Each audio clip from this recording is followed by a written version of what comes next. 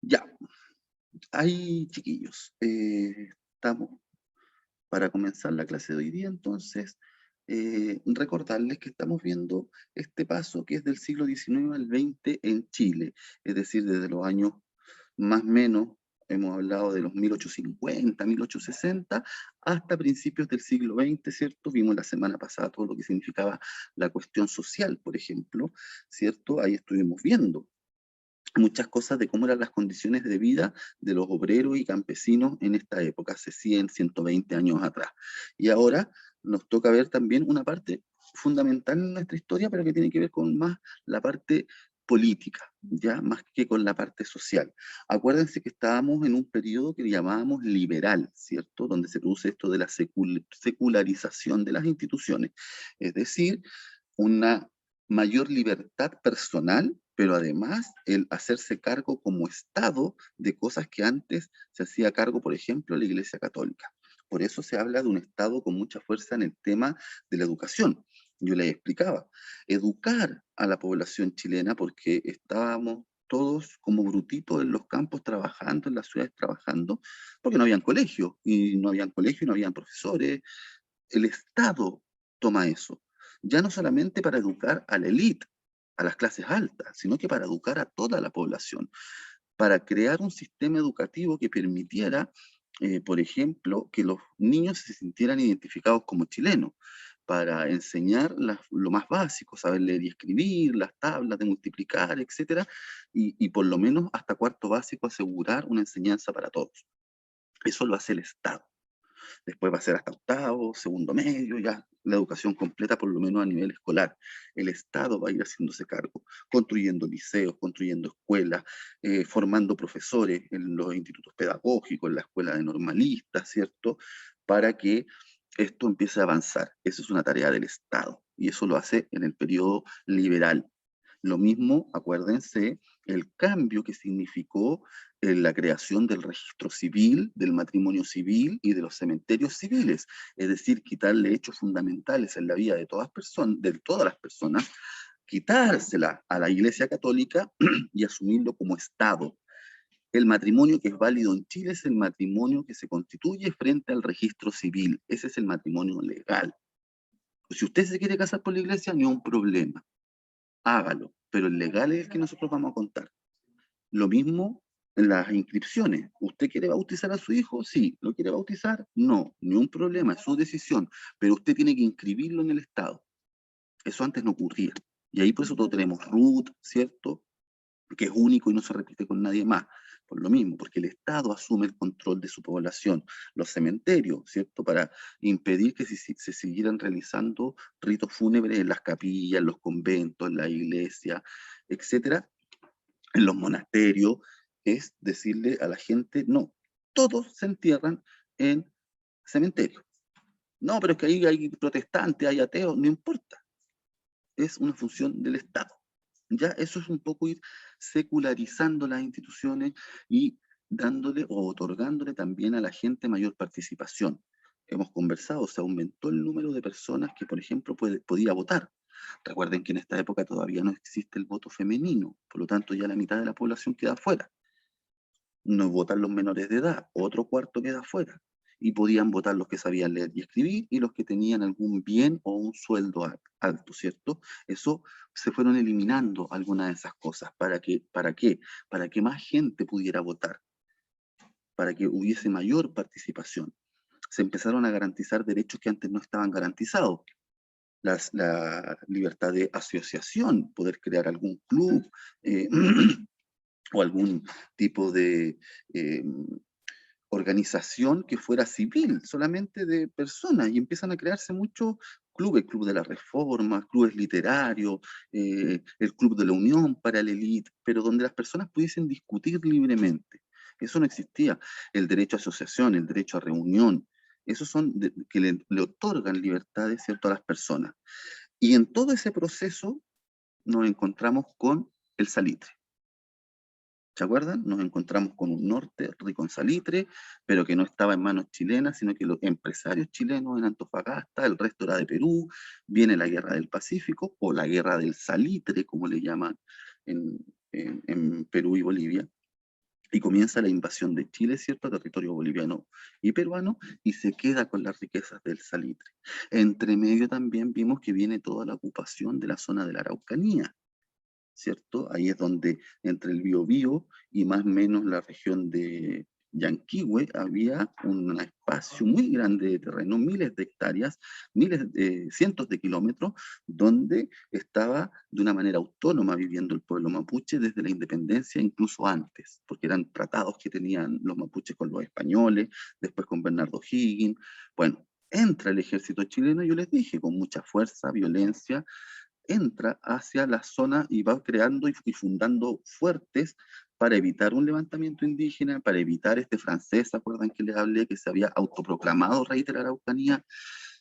Es decir, la ocupación del territorio nacional es importantísima para estos hombres de esta época.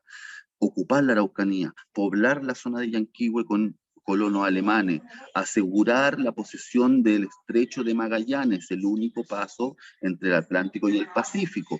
Todas esas cosas son entonces las que van ocurriendo en este siglo, mediados del siglo XIX, y nos encontramos con esta grave crisis política, ya que es el objetivo de hoy.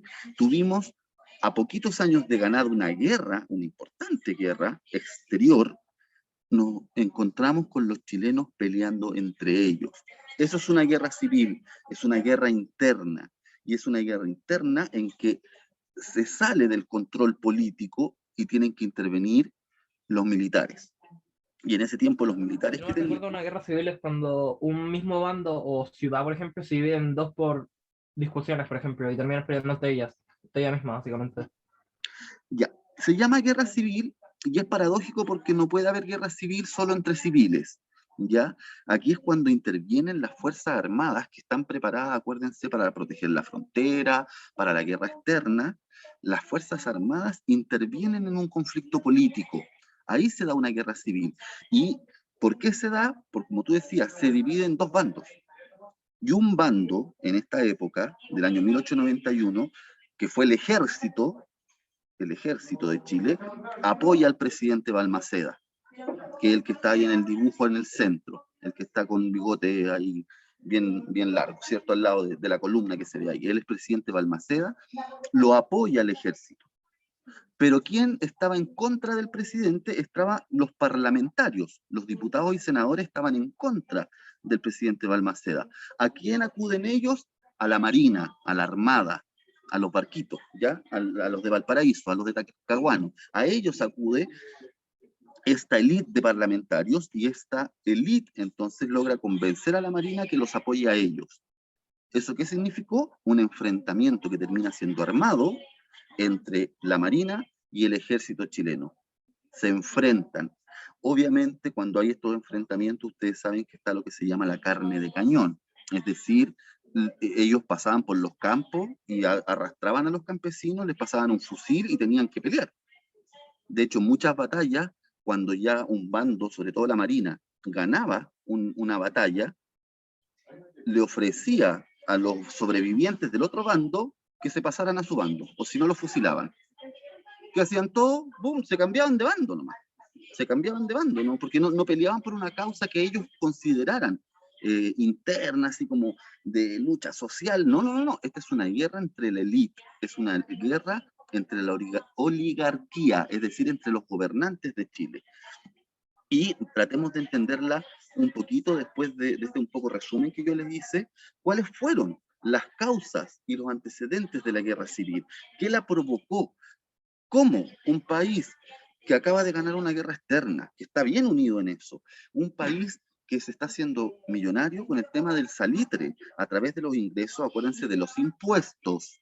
El Estado no se hace dueño de las salitreras, se las pasa a los privados y les cobra impuestos. Pero de todas maneras es mucho dinero y empiezan construcciones, ya lo hemos hablado, ferrocarriles, el telégrafo, llega el teléfono, primero la iluminación a gas en las casas y en las plazas, después la luz eléctrica, viene toda la modernidad de la mano. Es decir, Chile se veía que iba muy bien encaminado, pero no, habían causas muy profundas, antecedentes muy profundos que nos llevan a esta guerra civil. Primero, lo primero básico que hay que entender, ¿quién gobernaba? José Manuel Balmaceda.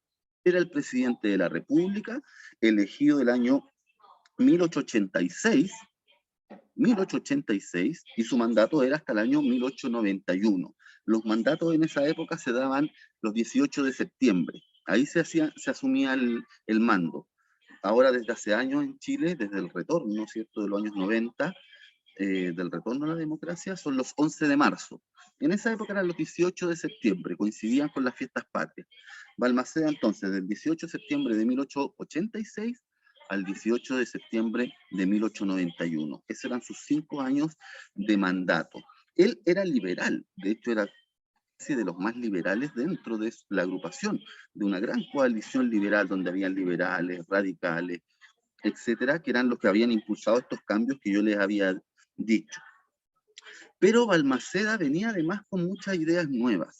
Él dijo, bueno, aprovechemos que tenemos los recursos del salitre, pero no solamente para construir palacios, para construir monumentos, no lo usemos solamente para arreglar los centros de las ciudades, sino que hagámoslo como un ingreso de muchos recursos, ¿cierto? A través de los impuestos, hagamos crecer al país, pero no gastando este dinero, sino que invirtiendo. Cuando uno gasta, significa que generalmente no hay un retorno, más allá de un beneficio muy corto. Si yo me compro, por ejemplo, 6 huevos, media docena de huevos, me voy a gastar, qué sé yo, 1.000 pesos, y los voy a consumir, pero me van a durar 1 día, 2 días, 3 días. Se me acabaron los huevos. Pero si después yo digo, mejor me compro una gallina ponedora, bueno, me va a estar dando huevos todos los días y ahí hago una inversión entonces. No solamente gasto en la gallina, sino que invierto. Voy a tener un retorno porque me va a estar dando huevos por muchos meses. Eso es más o menos la idea que tenía Balmaceda. ¿Por qué vamos a gastar la plata? Invirtámosla y hagamos una industria nacional. Acuérdense que estamos en pleno proceso de segunda revolución industrial en el mundo. Decía, ¿por qué no fabricamos las cosas acá? Y además, él crea el Ministerio de Obras Públicas. Es decir, gracias a la riqueza del salitre, ordenar la construcción de caminos, de puentes, de ferrocarriles, del telégrafo, del teléfono, que fuera llegando a todas partes, pero no como una iniciativa privada de los empresarios, de la élite, sino que una iniciativa del mismo Estado. El Estado se hace cargo de esto. Por eso él empieza a invertir mucho del dinero del salitre y la élite, ¿qué quería? La élite quería disfrutar ese dinero también. Quería que los parques fueran cada vez más grandes, querían que las calles tuviesen cada vez más luminarias. ¿También es una inversión? Sí, pero solamente lo disfrutaba la élite. Él quería entonces la educación, las obras públicas, la industria. Era muy potente en eso, Balmaceda. Incluso era tan potente que, si bien no hay pruebas suficientes para decirlo, pero aparece ahí abajo, él en algún momento pensó en nacionalizar el salitre. Es decir, que no, porque el salitre tiene que ser de un inglés, de un norteamericano, de un francés, de un empresario chileno y que pague impuestos. ¿Y por qué no mejor que sea Chile el dueño del salitre? Y Chile le paga a los obreros, Chile hace la explotación y Chile lo vende. Y en vez de que solamente recibamos un impuesto, vamos a recibir mucho más ganancias. Eso en cualquier país del mundo, sobre todo donde exista una élite gobernante, empresarios que estén muy vinculados a la política, como era en el Chile del siglo XIX, causó resquemor, causó que no le gustara a estos diputados, a estos senadores, que eran todos empresarios, que todos tenían acciones en los ferrocarriles, en la salitrera, en los campos, eran dueños de tierra, etcétera. No le gustó esto tan como, entre comillas, revolucionario de Balmaceda, de querer nacionalizar el salitre y además gastarse el dinero en estas obras públicas, en la industria, no le veían sentido. Y además, acuérdense, que también lo comenté, los presidentes tenían muchas herramientas para ser considerados como la principal autoridad del país. Era una república, en cierto modo, presidencialista. Por lo tanto, también el Congreso quería tener más atribuciones, quitarle atribuciones al presidente. Entre esas, el control sobre las elecciones. Si ustedes se fijan, todos los presidentes de este periodo liberal fueron elegidos prácticamente por el presidente anterior. O sea, Balmaceda era ministro del Interior del presidente anterior, Domingo Santa María. Y Domingo Santa María hizo todo el esfuerzo de intervenir en las elecciones para que ganara Balmaceda. Y con Santa María pasó lo mismo antes. Aníbal Pinto, que era el presidente, hizo todo lo sucio que había que hacer para que fuera Santa María presidente. Eso también al Parlamento ya lo tenía medio vuelto loco, de que el presidente estuviese como prácticamente eligiendo su sucesor. Habían elecciones, pero eran tan intervenidas por la autoridad que al final siempre salía el candidato del presidente. Por lo tanto, ahí también hay un tema político. No queremos que los presidentes sigan eligiendo a sus sucesores y no queremos que este demente nacionalice el salitre y no queremos que además el dinero que ingresa por el salitre se lo gaste en lo que él quiera, en la industria, en las obras públicas, en educación. No, que nos pregunte a nosotros. Ahí entonces empiezan las primeras pugnas muy importantes entre el presidente y el diputado y senadores y el Congreso. Entre estas pugnas viene una situación que se da a fines del año 1890. Todos los años, y esto pasa hasta el día de hoy en Chile, todos los años el presidente de la República envía el proyecto para la ley de presupuestos del año siguiente. Ya siempre a fin de año se envía entonces un proyecto en que se va a gastar el dinero el año 1891. ¿Ya? Empiezan a discutirlo como por ahí por noviembre del año 90, continúan en diciembre, y resulta que llega el 31 de diciembre y no hay ley de presupuestos. Si no hay ley de presupuestos, chiquillos, el Estado no puede gastar ningún dinero porque es ilegal. Por lo tanto, como el Congreso le rechazó el proyecto de ley de presupuestos al Balmaceda, un poco para muñequearlo, ¿ya? Un poco para decirle, no, un momentito, usted empieza a hacer lo que nosotros decimos o no va a poder gastar el dinero del país. No va a poder pagarle a los funcionarios, usted mismo no va a recibir sueldo, no va a poder pagarle al Congreso, no va a poder pagarle al ejército, no va a poder seguir construyendo caminos y puentes, etc. Llega el 31 de diciembre de 1890 y no hay ley de presupuesto. Y no hay. Porque en esa época, acuérdense también, los parlamentarios podían hablar, no tenían un tiempo. Por lo tanto, puede que Balmaceda haya tenido la mayoría para que se aprobara. La mayoría de parlamentarios que lo aprobaran, pero la oposición hablaba, y no dejaba que se votara la ley de presupuesto. ¿Qué hizo entonces? El 5 de enero de 1891 Balmaceda, coloquialmente se llama patear el tablero, ¿ya? O sea, patea la mesa y dice, se acabó. Yo no voy a negociar más con el Congreso, y se da por aprobado automáticamente el presupuesto del año anterior, de 1890. Es decir, se va a repetir el gasto de 1890 en 1891, ya que el Parlamento no me lo quiere aprobar. Y ahí empieza entonces un poco lo que vamos a llamar la guerra civil en sí.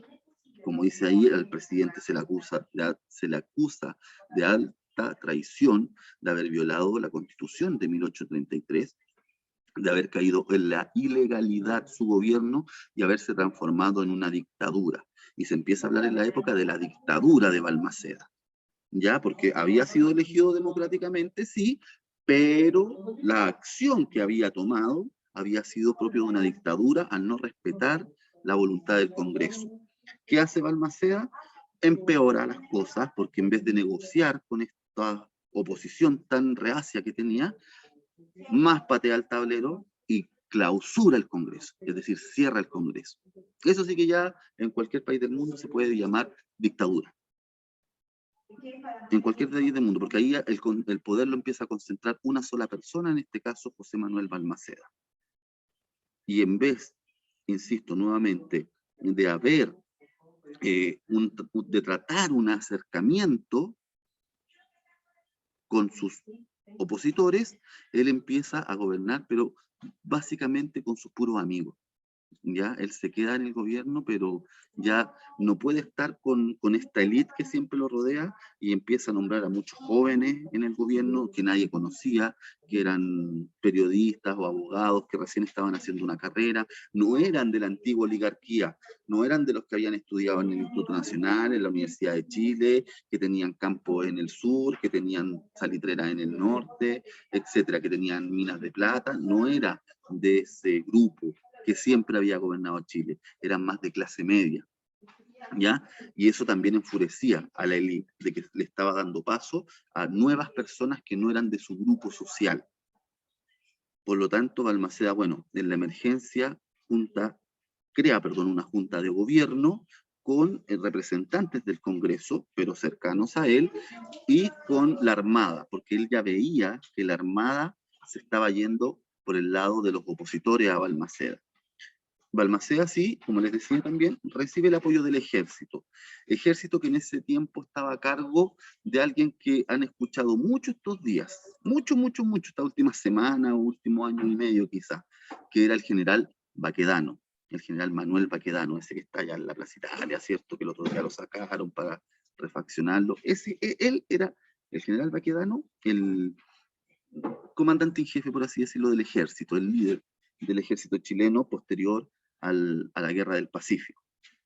Y él, Baquedano, dice que no, que el ejército le juró lealtad al país, le juró lealtad a la Constitución, por lo tanto ellos tienen que defender al presidente constitucional, en este caso Balmaceda. Y ahí entonces viene lo que va a llevar a la guerra civil, y un poco aquí resumido, ¿cierto? ¿Qué es lo que hemos visto hasta ahora? Un presidente, como yo les dije, con personalidad fuerte, con incluso intenciones de querer nacionalizar el salitre, un presidente que se quería gastar todo el dinero en obras públicas, en educación, no respetando la opinión de la élite de la época, y además que empezaba a nombrar ministros que no eran de este círculo de la oligarquía, de este círculo que había tenido el poder en Chile desde la independencia. Empieza entonces a alejarse de la élite Balmaceda, y aprovechando esto de la ley de presupuestos, que es una de las leyes periódicas que existían en esa época, es decir, que había que votarlas cada cierto periodo. Existían dos: la ley de contribuciones, que era para cobrar impuestos, que era cada 18 meses, y la de presupuestos, que era cada 12 meses. Fue tanto lo que presionó entonces el gobierno, el Parlamento a Balmaceda. Balmaceda no aceptó esta presión, mandó a que se aprobara la ley del año anterior como ley de presupuestos de 1891, y ahí dice, pues, vean el diario El Ferrocarril.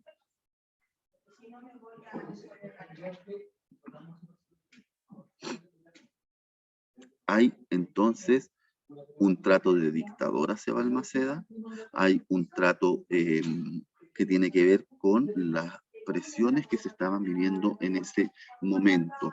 En cuanto a su desarrollo, como buena guerra, significa una división territorial, ¿cierto? En que vienen algunas suspensiones de garantías constitucionales, vienen lo que estamos viviendo hoy en día por lo de la pandemia, viene el estado de excepción constitucional, es decir, cuando el presidente está autorizado a limitar ciertos derechos y garantías. Él obviamente, con todo esto, limita eso que yo le había hablado recién, el derecho a reunión, limita el derecho a asociación, limita la libertad de movimiento, empiezan con los toques de queda, empieza con matanzas que se producen. La más famosa de las matanzas es la masacre de Locañas. Locaña está acá en la Florida. Ahí había un campo en Locaña, arriba en la Florida, donde el dueño era uno de los principales opositores a Balmaceda, Carlos Walker Martínez se llamaba, que es la calle ahí el 14 de Vicuña Maquena, ¿cierto? La Florida, Carlos Walker Martínez.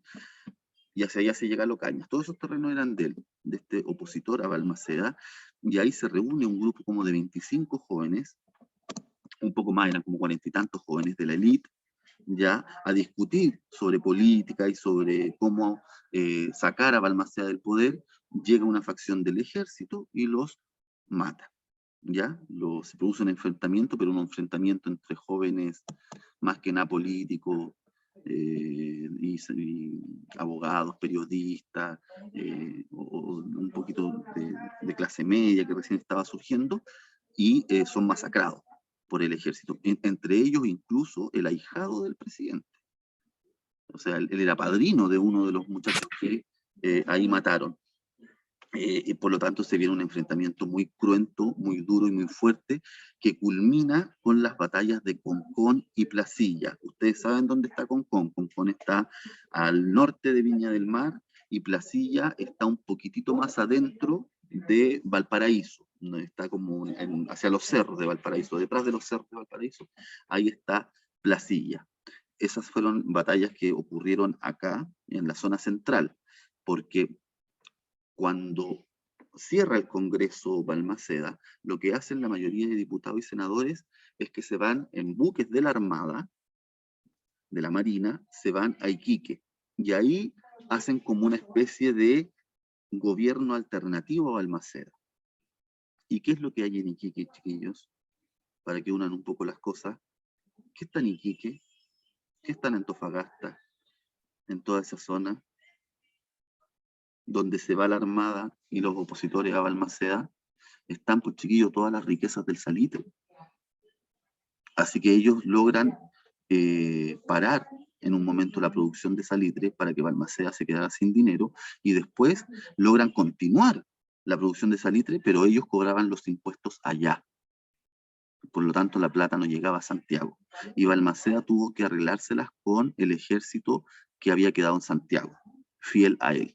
Vienen estas batallas de Concón y Placilla, en donde la Armada derrota al ejército y el ejército decide entonces ahí sí ya no poder seguir esta guerra, y esto obliga un poco a la renuncia de Balmaceda, ya que se produce el 18 de agosto, 19 de agosto, se produce entonces la renuncia de Balmaceda, cuando le quedaban, entre comillas, 10 días de mandato constitucional como presidente.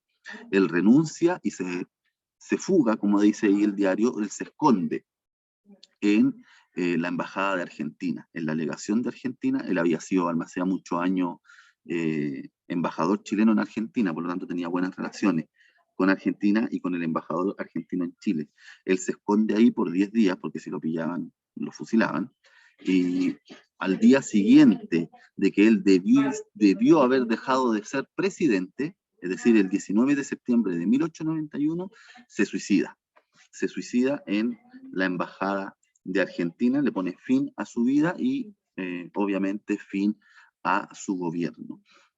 Hubo muchos saqueos en Santiago contra aquellos que se habían quedado apoyando a Balmaceda, los que conocemos como los balmacedistas, ¿cierto? Muchos de ellos tuvieron que irse a Argentina, exiliados, y después fueron perdonados, volvieron, después volvió un poco la calma con los años. De hecho, hay un escrito de Balmaceda que se llama Testamento Político. Y en este testamento político, que debe tener unas 4 planas, Balmaceda describe muy bien lo que iba a pasar en Chile los próximos 30, 40 años, que fue esto del parlamentarismo. El parlamento toma todo el control político y ya lo tenía a través del poder económico de ellos mismos, de la élite. Por lo tanto, fueron años bastante, por así decirlo, de pausa en Chile. Después de todo este progreso que habíamos visto a la segunda mitad del siglo XIX, como que Chile entró en pausa, se apretó pausa. Y viene este periodo de presidentes parlamentarios que nunca logran dar con los tiempos. Por eso el tema de la cuestión social, nunca lograron solucionar ese problema gigante que se veía. Ahí está un poco lo que yo les decía, pues la Armada, ¿cierto?, se va con el Congreso al norte, a la zona de Tarapacá, Antofagasta, y en la zona central se queda el ejército constitucional que apoya a Balmaceda. Provocó esto. Lo primero, hablar de la vida humana. Se calcula, porque acuérdense que en esta época ni siquiera se daban el trabajo de contar a los muertos, se calcula entre 5.000 y 10.000 muertos, sobre todo en estas batallas de Concón y Placilla, más que en toda la guerra del Pacífico.